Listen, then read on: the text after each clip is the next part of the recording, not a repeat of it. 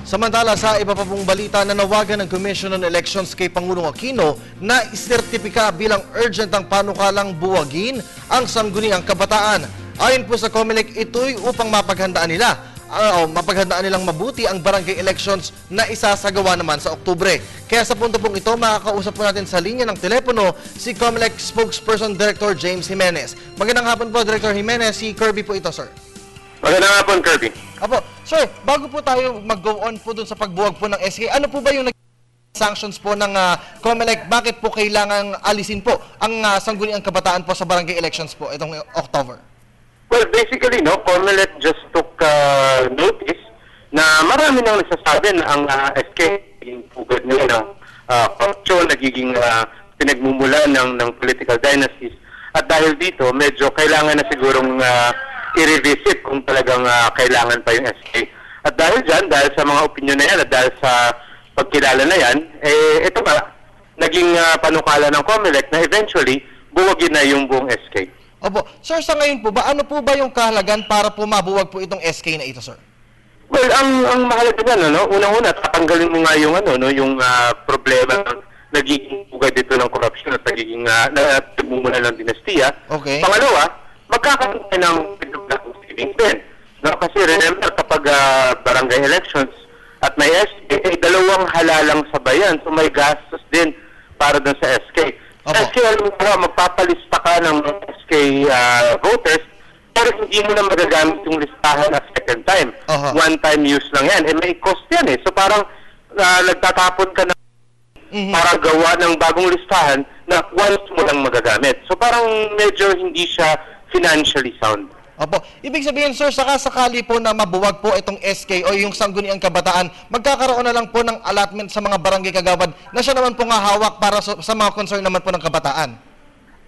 Actually, isa yan sa mga panukala, Of course, walang kinalaman ng COMELEC dyan, kung gusto ang gagawa ng solusyon dyan. Pero isa sa mga panukalang nabasa namin, ay yun ang magkakaroon na lamang ng parang appointment na lang ng isang youth council kung saan yun ang aalagaan sa ng mga kabataan. Opo, sir, nabanggit nyo na rin po yung resolusyon. Maglalabas po ba ang COMELEC ng panibago pong resolusyon kaugnay po ng panukalang pagbuwag nga po dito po sa SK?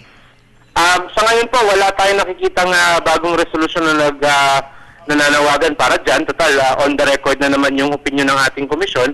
At yun na nga, nasa Kongreso naman talaga yan. So, inaasahan namin na ang Kongreso ay pag-aaralan na mabuti yung aming panukala at kikilos sila ng tama. Opo, sir, let's take it to the other side. Sakasakali pong hindi po ma-sertipika po ng Pangulong Aquino, ito pong pagbuwag sa SK, ano po yung mga hakbang po na sakali po ng COMELEC? Well, sa ngayon, patuloy kami naghahanda para sa SK elections kahit may ganitong klaseng inisyatiba. Hindi naman natin pwedeng sabihin na umaasa kaming walang SK kaya hindi na namin paghahandaan. Katulad po yan, pinag-uusapan namin kung paano pinakamagandang proseso para sa sasagawa ng halalan, partikular doon sa usaping ilang presinto ba ang papa-operate natin para sa SK at kung saang regular precinct natin sila ikakabit. In other words, whether the proposal is actually na green light, we are prepared to conduct it.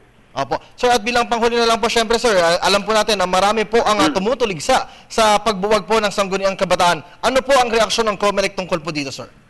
Well, marami tumutulig sa pagbuwag, marami rin naman tumutulig sa mismong SK, nung upas ng buong bugan. So, it's always going to be divided down the middle. And ang responsibility ng COMELEC, ang responsibility ng ating commission, ay yung ipanukala, yung sa tingin niya, pinakamainam na course of action.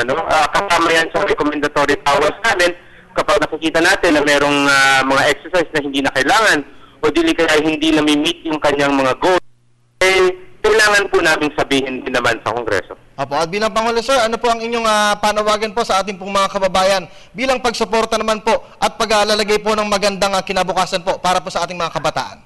Gusto ko lang po paalala na patuloy pa rin tumatanggap ng entries ang COMELEC doon sa first ever COMELEC video making contest, yung bakit ako magpaparehistro.